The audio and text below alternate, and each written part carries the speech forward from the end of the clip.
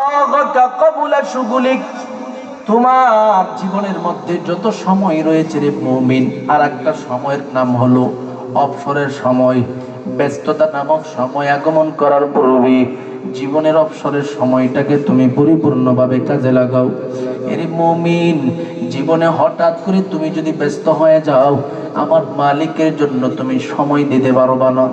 আজকে তোমার গ্রামের মসজিদের উদ্যোগে মাহফিল হইতেছে, মসজিদের মাঠে দ্বীনের কথা হয়, কোরআনের কথা হয়, তুমি তো বড় অবসর হালাতে জীবন পরিচালনা করতেছো।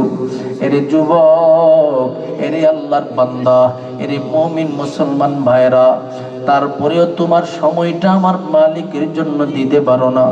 কত বড় নিমুখ হারামের অন্তর্ভুক্ত হয়ে যাচ্ছ, আমার মালিকের কাছে তুমি কেমনে জবাব দিবা? সুতরাং এখন তোমার অবসরের সময় যদি থাকে, আমার মালিকের জন্য এই সময়টাকে তুমি কাজে লাগায় যাও।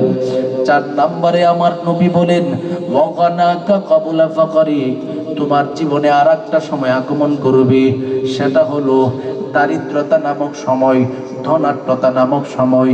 সেই দারিদ্রতা নামক সময় আগমন করার পূর্বে টাকাওয়ালার সময়, ধনাঢ্যতার সময়টাকে তুমি কাজে লাগাও। জমিনের মধ্যে কেউ বলতে পারে না বান্দাটা কখন গরিব হয়ে যায়, বান্দাটা কখন টাকাহীন হয়ে যায়। আজকে সম্পদের অভাব নাই, দেখা যাবে 1 বছর পরে আমি সেই সম্পদওয়ালার নামও থাকতে পারি। এই কারণে আমার নবী রহমতে আলম নবী ঘোষণা দেই, দুনিয়াতে যতদিন পর্যন্ত থাকবা, তোমার জীবনের সম্পদের সময়টাকে তুমি কাজে লাগাও। কিভাবে তুমি কাজে লাগাইবা? আমার নবী রহমতে আলম নবী সেটাও শিখায় দেয়। জমিনের মধ্যে তোমার যে সম্পদ সমূহ আমার মালিকের পক্ষ থেকে দান করে দেওয়া হয়েছে রে আল্লাহর বান্দা, এগুলো থেকে যতটুকু পারো ফাঁকে ফাঁকে তুমি দান করো, সদকা করো। এলাকায় গরিব ফকির রয়েছে, দরিদ্রদের জন্য তুমি দান করো। এলাকায় যদি জনকল্যাণমূলক কাজের সুযোগ পাও, সেখানে তুমি দান করো। এলাকায় মসজিদ রয়েছে, মসজিদের জন্য দান করো। এলাকায় মাদ্রাসা রয়েছে, মাদ্রাসার জন্য দান করো। এই টাকা, এই সম্পদগুলোর মধ্য থেকে যতটুকু তুমি দান করে দেয়া যাইবা, ততটুকুই প্রতিটা মুহূর্তে মুহূর্তে তোমার কবরে সওয়াবের ভান্ডার হিসাবে যেতে থাকবে। সুবহানাল্লাহ। আমার কথা নয় রে গোলাম, আমার নবীর কথা। ইযা মাতা বনি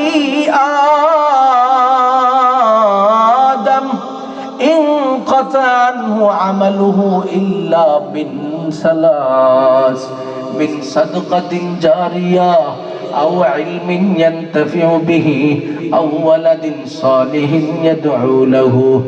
আমার নবী ঘোষণা প্রদান করে দেয়, এর ইমানদার বান্দা, তোমার জীবনে তুমি যদি 3টা জিনিস রেখে দিয়ে যেতে পারো, দুনিয়া থেকে বিদায় হয়ে যাবে, কবরে যতদিন পর্যন্ত থাকবে, তোমার কবরে প্রতিটা মুহূর্তে মুহূর্তে সওয়াবের ভান্ডার যেতে থাকবে। সুবহানাল্লাহ। 3টা জিনিস শুধুমাত্র তুমি দুনিয়াতে রেখে যাবে, কবরে যতদিন শুয়ে থাকবা, কবরে কেমনে নেক যাবে সেটা তুমি কল্পনাও করতে পারবে না। কিভাবে? আল্লাহর নবী বলেন, 1 নাম্বার পদ্ধতি হলো বিন সাদাকাতিন জারিয়া, তুমি সাদাকায়ে জারিয়া দুনিয়াতে রেখে দিয়ে যাও, কবরে ঘুমায় থাকবা, প্রতিটা মুহূর্তে মুহূর্তে সওয়াবের ভান্ডার পেতে থাকবা। সুবহানাল্লাহ। যেমন আপনি এলাকায় একটা মসজিদ, যেমন আপনাদের মসজিদ আছে, এই মসজিদের জন্য আপনার একটা ইট প্রয়োজন আছে, কিছু বালু প্রয়োজন আছে।